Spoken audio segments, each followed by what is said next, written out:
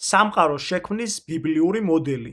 როგორ ვამტკიცებ მეცნიერულად, მათ შორის ფიზიკით, ქიმიით თუ სხვა დარგებით სამყაროს შექმნის ბიბლიურ თეორიას. თხოვნა მექნება ეს ვიდეო გავაზიაროთ, რათა ბევრმა ადამიანმა ნახოს. ტექსტში მოთხრობილი ამბები არის სრული სიმართლე და მარტივად გადამოწმებადი. წარმოიდგინეთ სამყარო, რომელიც იმდენად განსხვავდება დღევანდელისგან, რომ მისი აღქმაც კი გვიჭირს. ეს იყო დრო, როდესაც დედამიწას გარს ერტყა არა უბრალოდ ჰაერი, არამედ გიგანტური ყინულის გუმბათი. ეს ფენა მზის რადიაციასა და მავნეს სხივებს დედამიწამდე არ უშვებდა, რაც პლანეტას ერთ დიდ თბილ სათბურად აქცევდა. ამ დაცულ გარემოში ჟანგბადი იმდენად ბევრი იყო, რომ მცენარეები წარმოუდგენელ ზომებამდე იზრდებოდნენ. ბალახი ხესავით მაღალი იყო, ხოლო ხეები ღრუბლებს წვდებოდა. სწორედ ამ მარადიული გაზაფხულის ხანაში დედამიწაზე დადიოდნენ ნეფილიმები, დაცემული ანგელოზებისა და ადამიანთა ასულების შთამომავლები. ისინი არ იყვნენ უბრალოდ ადამიანები, ისინი იყვნენ გიგანტური ზომისა და ზებუნებრივი ბოროტი ძალების მქონე არსებები. მათ ჩონჩხებს დღესაც პოულობენ მთელს მსოფლიოში, თუმცა ოფიციალური მეცნიერება ამას საგულდაგულოდ მალავს, რადგან ეს სიმართლე სრულად ანადგურებს ევოლუციის უტვინო თეორიას, რომელიც გვასწავლის თითქოს ადამიანი მაიმუნისგან წარმოიშვა. კატასტროფა მაშინ დაიწყო, როცა დედამიწის ბირთვი გახურდა.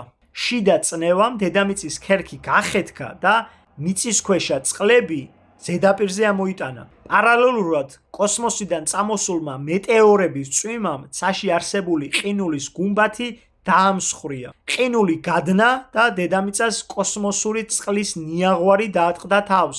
აქ მოხდა საინტერესო ფიზიკური მოვლენა. ცხელი ქიმიური ნივთიერებებით გაჯერებული წყალი ზემოთ ამოვიდა და დღევანდელი ოკეანეები შექმნა. ხოლო გუმბათიდან ჩამოსული კრისტალურად სუფთა ცივი წყალი მიწისქვეშ ჩაეშვა და ის ცარიელი ადგილები დაიკავა, საიდანაც ადრე ცხელი წყალი ამოიჭრა. დღეს ჩვენ სწორედ ამ ზეციურ წყალს ვსვამთ ჭაბურღილებიდან, რომელიც ოდესღაც დედამიწას გუმბათივით იცავდა. წარღვნისას დედამიწის რელიეფი სრულიად სხვანაირი იყო. მაშინ არ არსებობდა ჰიმალაის მთები და ევერესტი. ყველაზე მაღალი წერტილი კი არარატის მთა იყო, სადაც ნოეს კიდობანი გაჩერდა. ჰიმალაის მთათა სისტემა წარღვნის შემდგომი კატასტროფის შედეგია. ინდოეთის ხმელეთი ოდესღაც აფრიკას ეკვროდა, მაგრამ წარღვნის დროს მომხდარმა ტექტონიკურმა აფეთქებამ ის აფრიკას მოწყვიტა და დიდი სისწრაფით აზიას შეაჯახა. ამ შეჯახების ზალამ მიწა უბრალოდ დაკეცა და ცისკენ აზიდა, ასე გაჩნდა ჰიმალაი. ამას ადასტურებს ის ფაქტი, რომ სამხრეთ ინდოეთში დღემდე ცხოვრობს ხალხი აფრიკული გენეტიკით. წარღვნამდე დედამიწა ბევრად უფრო მსუბუქი იყო, მაგრამ კოსმოსიდან ჩამოცვენილმა ტონობით მეტეორიტულმა ნივთიერებამ და გუმბათის ყინულის წყალმა პლანეტა დაამძიმა. მასის ამ კატასტროფულმა მატებამ დედამიწის სიჩქარე ბევრად შეამცირა. სწორედ ამიტომ წარღვნამდე დღე-ღამე გაცილებით მოკლე იყო, ვიდრე დღევანდელი 24 საათი. ამ ყველაფრის კვალი ქვაზეა აღბეჭდილი. გეოლოგმა რობერტ შოხმა სფინქსის კედლებზე აღმოაჩინა წყლისმიერი ეროზია, რაც ამტკიცებს, რომ ის წარღვნამდეა აშენებული და ეს კატასტროფა საკუთარი თვალით ნახა. რაც შეეხება მეცნიერულ დათარიღებას, ეგრეთ წოდებულ C14-ს, ის ამ შემთხვევაში ტყუის. ნახშირბადის მეთოდი ეყრდნობა ატმოსფეროს დღევანდელ მდგომარეობას, მაგრამ წარღვნამდე გუმბათი სრულად ცვლიდა ჰაერის შემადგენლობას. გუმბათი ბლოკავდა კოსმოსურ სხივებს, რომლებიც ატმოსფეროში ნახშირბად 14-ს წარმოქმნიან. ამიტომ წინარე წარღვნულ ობიექტებში C14 პრაქტიკულად არ არსებობდა.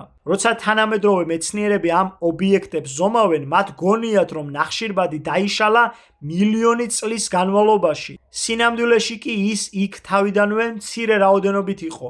ეს ნიშნავს, რომ ჩვენი ისტორია ბევრად უფრო ხანმოკლე და დრამატულია, ვიდრე ამას სახელმძღვანელოებში გვასწავლიან.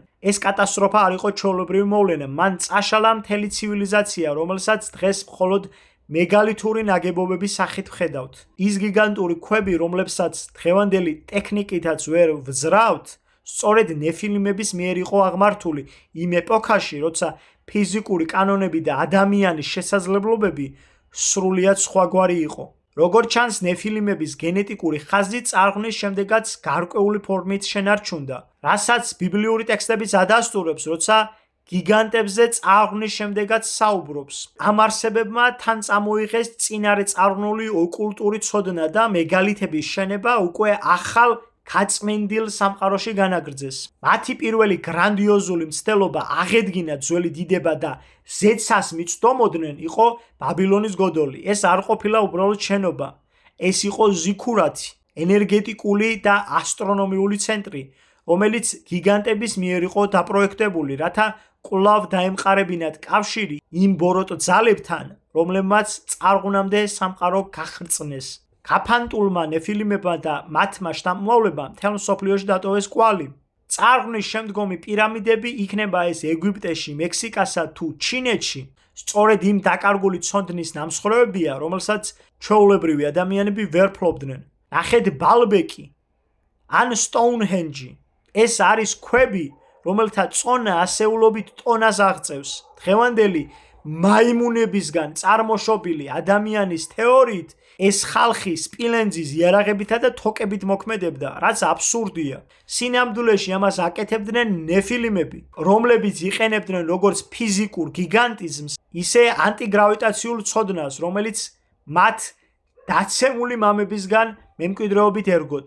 ეს გიგანტები, ანაკიმები, რეფაიმები თუ სხვა მოგვიანებით ისტორიულ ქრონიკებში ჩანან. დავითისა და გოლიათის ბრძოლა სწორედ ამ გენეტიკური ხაზის ერთ-ერთი ბოლო გამოძახილი იყო. ოფიციალური ისტორია კი ამ ყველაფერს მითოლოგიას უწოდებს.